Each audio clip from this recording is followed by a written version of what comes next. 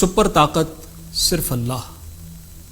جنگ عظیم دوم کے بعد سے آج تک ہر ملک فرضی دشمن سے بچنے اور اپنے اندر کے خوف کو ختم کرنے کے لیے کھرب ہا ڈالر اپنے جیسے انسانوں کو مارنے پر ضائع کرتا رہا، مگر اب جس دشمن سے پالا پڑا وہ نہ تو انسان ہے نہ جانور، بلکہ وہ تو ننگی آنکھ سے بھی نظر نہیں آ رہا۔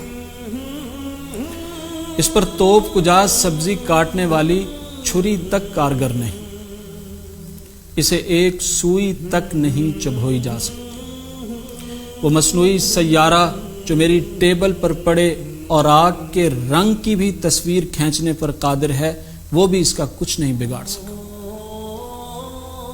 ہاں، یہ دشمن بھی ایک دن واپس چلا جائے گا، یا آپ ہی کی ناک کے نیچے کہیں گوشہ نشیں ہو جائے گا اور لمبی تان کر سو جائے گا، مگر اپنی شرائط پر پھر ایک روز دوبارہ پلٹے گا، اپنے ہی طے کردہ وقت پر اپنی پسند کے میدان میں کئی گنا وحشیانہ طاقت کے ساتھ وہ دوبارہ آئے گا۔ ہاں، یہ دشمن اپنی بیرکوں کی جانب لوٹ تو جائے گا، مگر جانے سے پہلے وہ آپ کی جبلی رعونت کو آپ ہی کے گلے میں ڈال کر جائے گا۔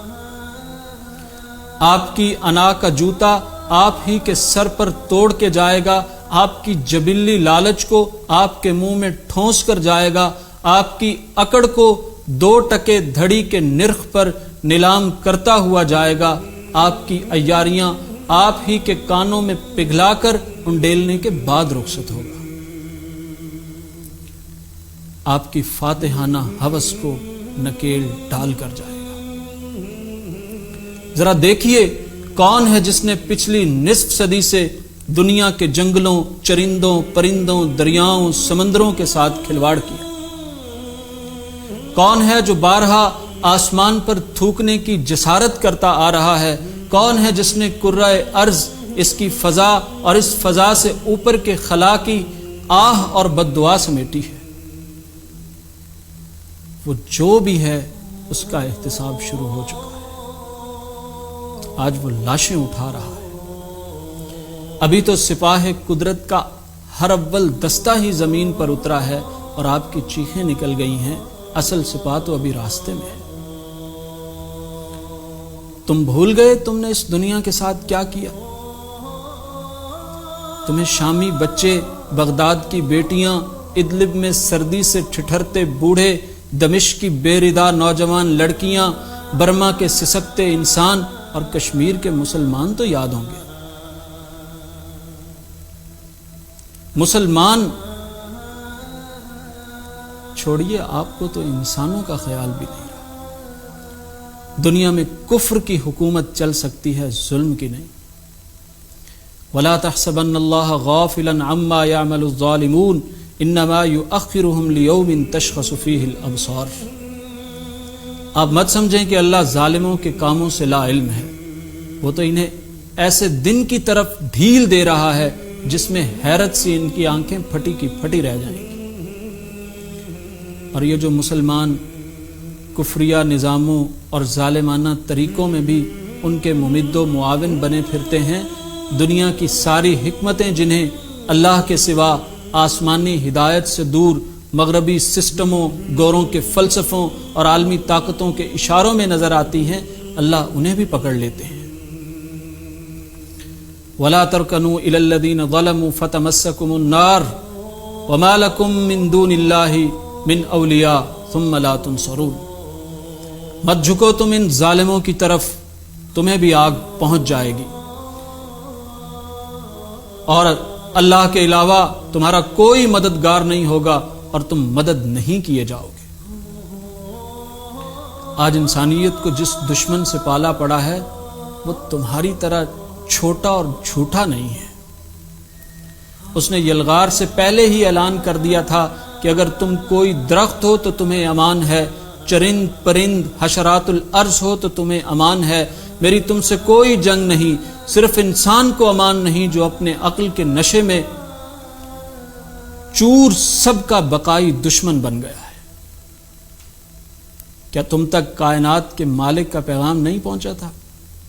وَإِذَا قِيلَ لَهُمْ لَا تُفْسِدُوا فِي الْأَرْضِ قَالُوا إِنَّمَا نَحْنُ مُصْلِحُونَ، اور جب انہیں کہا گیا کہ زمین میں فساد مت پھیلاؤ تو کہتے ہیں نہیں، ہم تو اصلاح کر رہے ہیں۔